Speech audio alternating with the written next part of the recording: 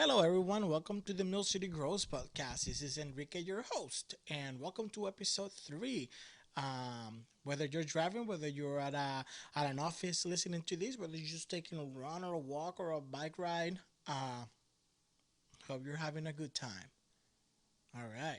Well, we're gonna be talking with Macayla Cote. She is our school education manager here at Mill City Grows, and we're gonna be hearing a lot about the education program here at Mill City Grows and a lot of what's going to be going on this summer and how can you get involved or your kids get involved in Mill City Grows this summer if you're a Lowell resident. And yeah, so I don't want to take too much more of your time because this conversation is awesome. And yeah, without further ado, here we go. So this is our third episode of the Mill City Grows podcast. Yay! Yay! Are you stoked? Happy Friday. Yeah, I'm super stoked. I'm Super ready for stoked. it. All right. So, my second guest, because you know, we had a two-part first episode and second episode. It's Macayla Cote. Yay. So, Macayla, tell me your MCG story. Oof. That's a good question. It's always a long story, but I'll definitely give a shorter version of it.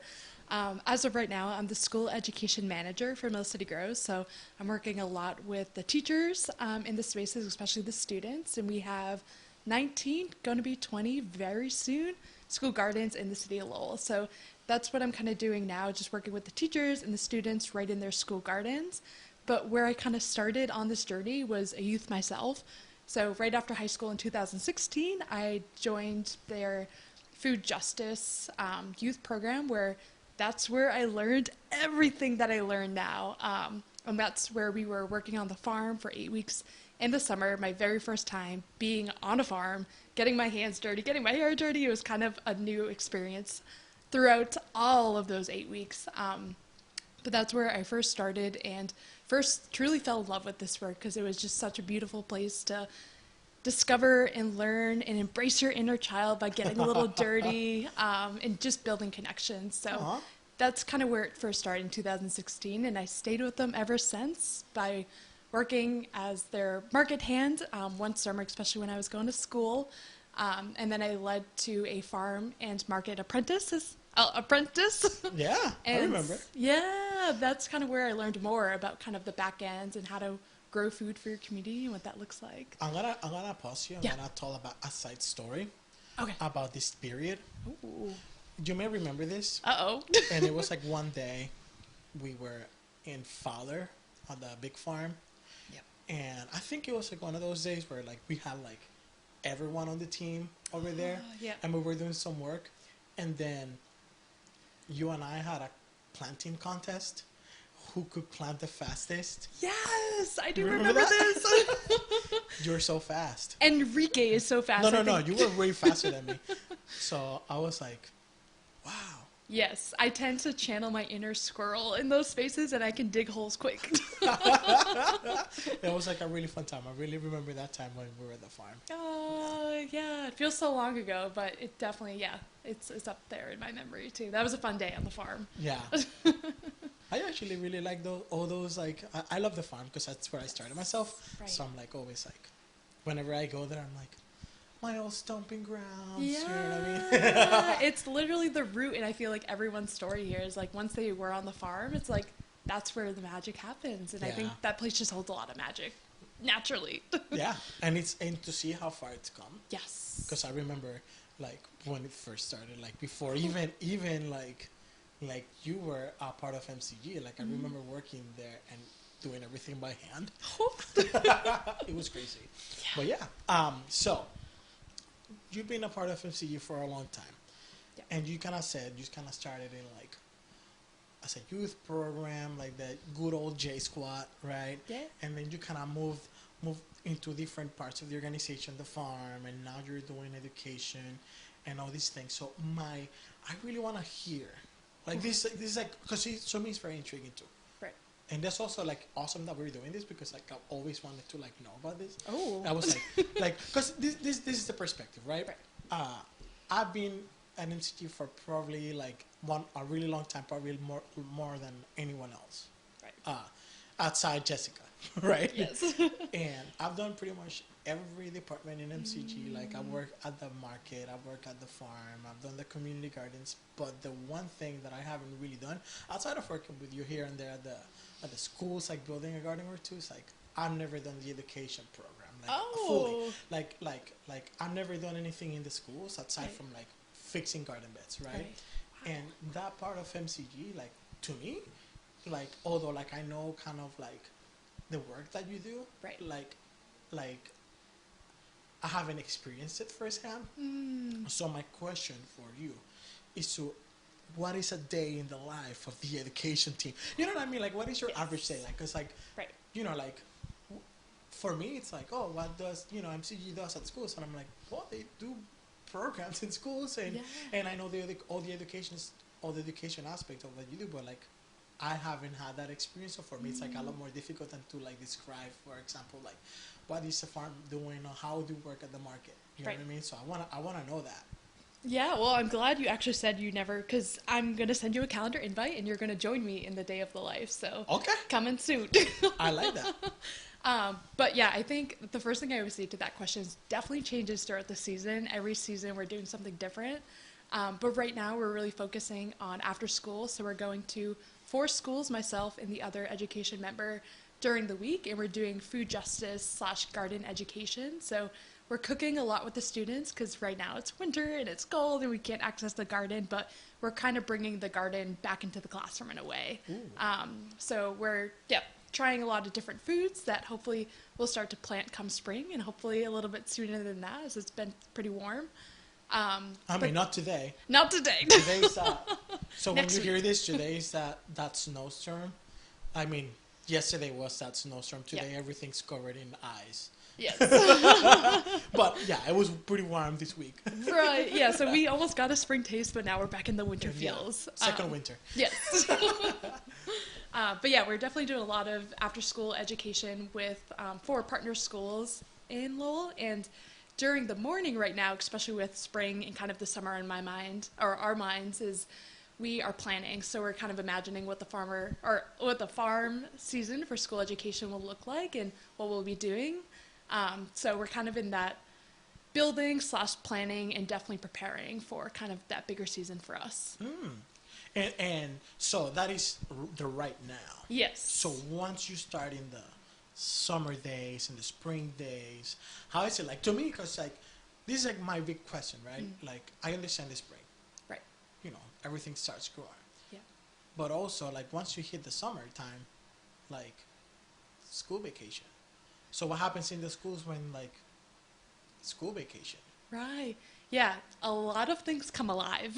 Short answer. But yeah, most of the students are gone there. We do a lot of summer programs because, as we know, living in Massachusetts, that is kind of the heart and the heat of the growing season. So we're going into the schools and doing summer programs so the kids can be part of the fruit of their harvest. Awesome. But we also have farm field trips. So all the students who are in school during summer school, or just kind of I forgot the name of it, but it's just kind of there to do programs. We're partnering with those schools and they're able to come out to our farm for a half day and explore our farm and kind of channel their own inner child. And we always end the day kind of cooking together. So we have those big plans coming up. And then we also have our big June PD where teachers get to come out to our spaces and learn about the work and bring back their work once school starts in September.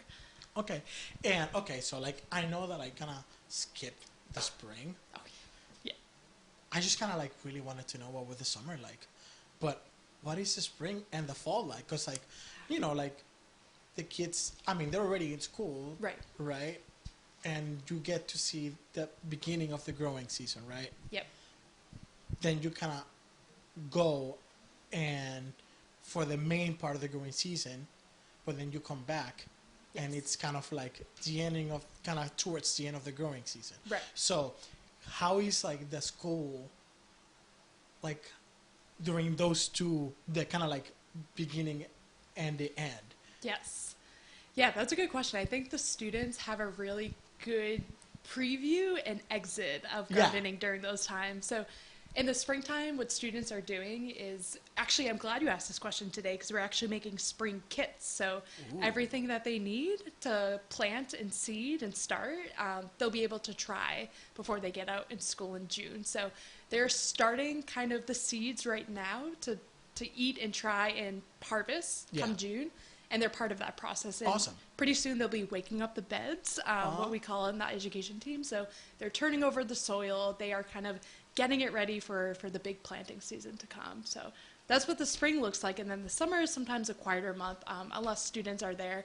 And then the fall, I think, is like the magic, is they get to see everything that has been growing over the summer and have one big harvest day. And we're part of those too. So anything they're able to harvest and try and mostly eat in the garden, we're doing once they come back in September and October. Oh, that is awesome. Yeah, so they get the preview and then they get to try it at the end. So they're definitely part of the process, even though we don't see them in the summer sometimes. Yeah, but you do get, like you were saying, you do get students in the summer, right, which is awesome. Yes. And then so some of the students are part of the whole thing. Yeah. And, yep. And then, but obviously, some of them are on vacation. What right. can you do? Yeah. but it's cool. It's cool. Like, that is so great. Actually, like, that's a great insight because I had never, actually know that. Yeah. So I think the kids are really happy for it because something I hear all the time, especially in the fall, is they really own their plants. So if they remember that they planted that tomato in the spring or, early summers, they're owning that tomato once they're coming back in September. Oh, so awesome. It's great to see kind of that attachment to plants too, even though they probably or sometimes didn't see them for a while. That those are their babies, and we've been just taking care of it a little bit. That's so awesome. That's so awesome. All right, so now we're gonna move forward. All right. Move along. I mean, I'm still new at this hosting thing, so these are the hardcore questions. Ooh. Okay, ready. It's really hardcore. So, they're not really hardcore. I just wanted to like put you on I just kind of wanted to see your reaction. Really, that's kind of like why I said that. But anyway, so you were telling me about the farm trips. Is there more to elaborate when it comes to the farm trips a little bit in the summertime? Like recruitment, how that goes, right, and all that? Yeah, so usually it's offered in the month of July. So we offer it on Tuesdays and Thursdays because we're doing other programs Monday, Wednesday. So what that looks like is we send out a flyer to all the schools kind of doing those summer programs, and they get to bring their kids out. We do have kind of a little limitation because our farm is on the smaller side. So we have about 40 up to 60 students enter the space. Okay, nice. And then once we get them registered and ready and they got the bus transportation, then they come. And like I said, kind of earlier in the conversation, is they're there to explore. So once we get all the registration, make sure everything is signed, then they're able to come on site and view the farm and feel that magic of the farm that awesome. that has or is there. Okay, and so this is kind of, and for people that don't know, because I also have, that's why I'm asking this question. So if any kid can just do this, right? Any kid can just join this farm, or is there like a way you need to sign up, or how does this process to like be able to attend these farm trips? Yeah, that's a good question. So I feel like it should like cue the camera. Is like so if they do want to sign up, make sure that they are part of a school, kind of doing that summer school / support. Ask their teachers to come, or ask their teachers to email me directly, or just kind of wait for that flyer because we distribute it to the principals and especially the teachers that we know kind of come to our spaces a lot. So once they hear this podcast, definitely start thinking about it and we can get them registered for the summer to come join us. Awesome. And I have another question because I also heard about some apprenticeships. Yes. So what are these apprenticeships? Yeah, so our apprenticeship is a youth program and it's mainly focused on developing and kind of growing our young people. And I think that's where the space I come into is I mean, the work I do is just enjoying and being around young people, but this is specifically for kind of older students, high school age students, where they can support and be part of our work. And they're also getting a lot of professional development part of it. So they're learning how to lead a classroom, what that looks like, being in the front of the classroom, since most of them, or all of them are students, so they're kind of sitting in the classroom. So now they're kind of doing the reverse of leading a classroom and what that looks like. And they're able to be part of the cooking part. So they're planning the recipes, making a lesson plan.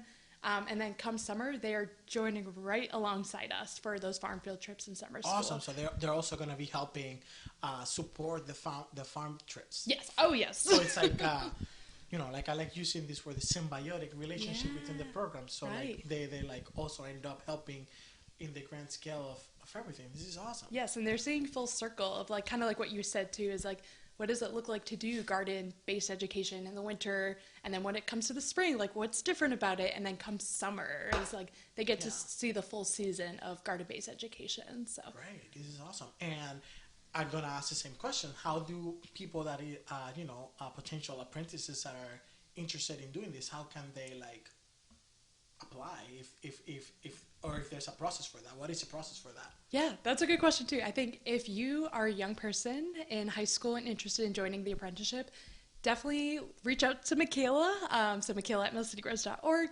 Macayla at millcitygrows.org. I'm repeating that. Yes. So the rules repeat just so. Flood my emails because we want the young emails. people. She said it. Flood her emails. But if this speaks to you, if this is something that you want to be part of or learn, even if it's your first time, a lot of our young people, it's their first time kind of doing this work. So don't be shy. Definitely apply.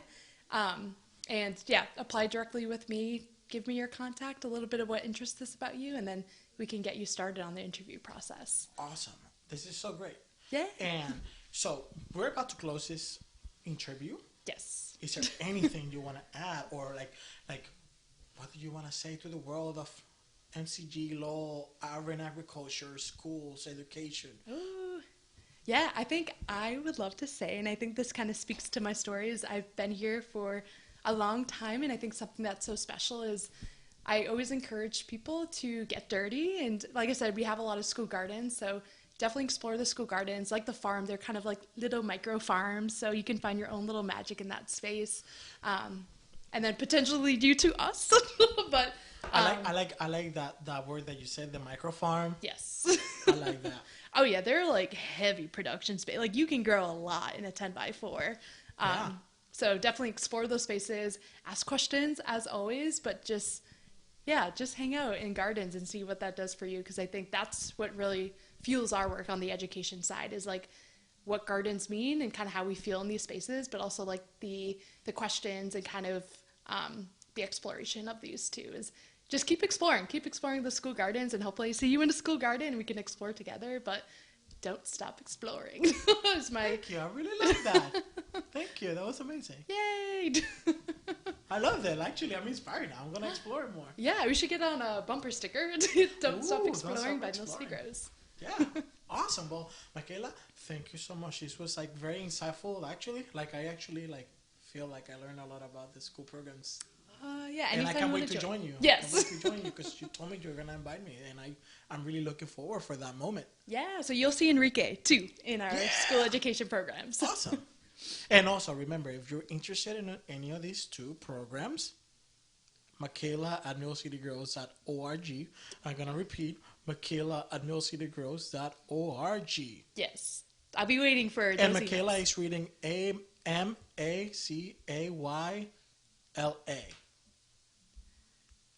That's right. Yay, well thank you Enrique for this. No, thank you. All right. See you later, everyone. All right, bye. Bye.